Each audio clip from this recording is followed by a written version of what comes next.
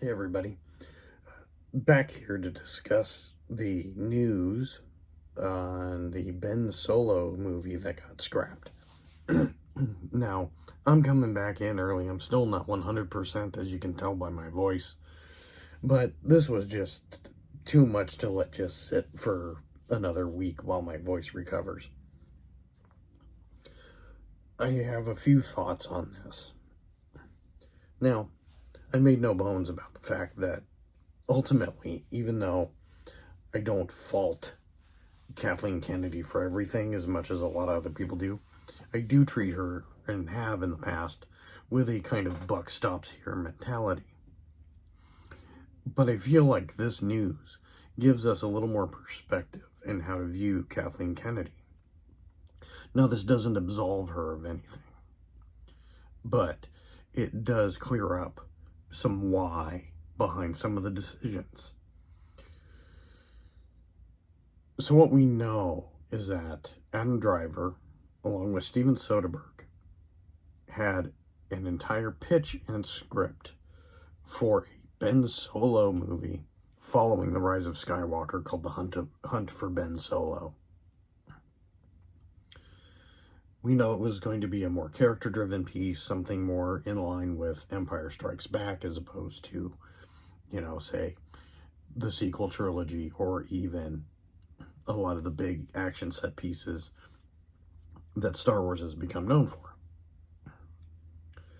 That we know that Kathleen Kennedy and Lucasfilm loved it, and that ultimately it was Disney and Bob Iger, more specifically, who shot it down, because they just couldn't wrap their brain around how, in a film series where Force ghosts exist, where under their own show, Star Wars Rebels, Ahsoka Tano was brought back to life. They just couldn't wrap their brain around how Ben Solo could be alive.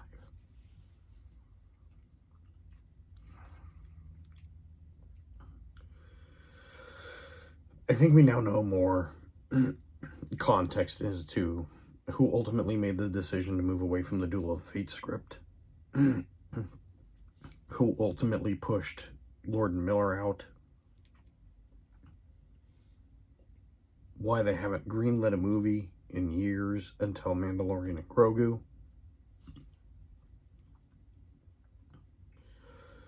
why even something like The Acolyte changed wildly from its original pitch, from what we understand, to what it is today.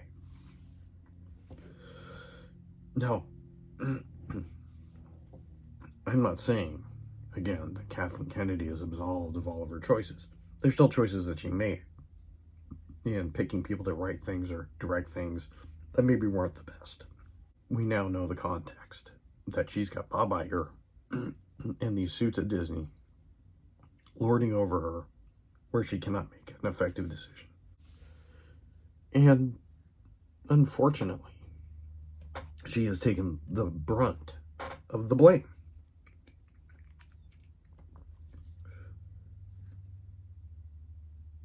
When it really should be pointed at Bob Iger at Disney. We already knew years ago that he was why we didn't get George Lucas's 79.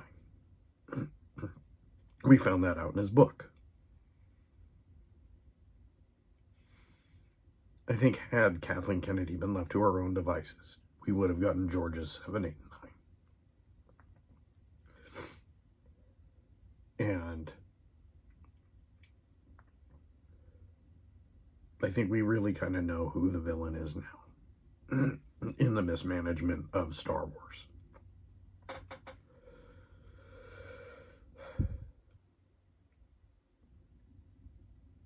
But it's a shame we aren't going to get this movie.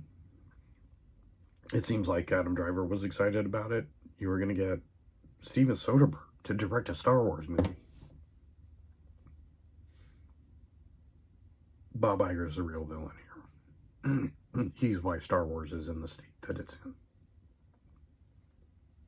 See you in the next video, guys.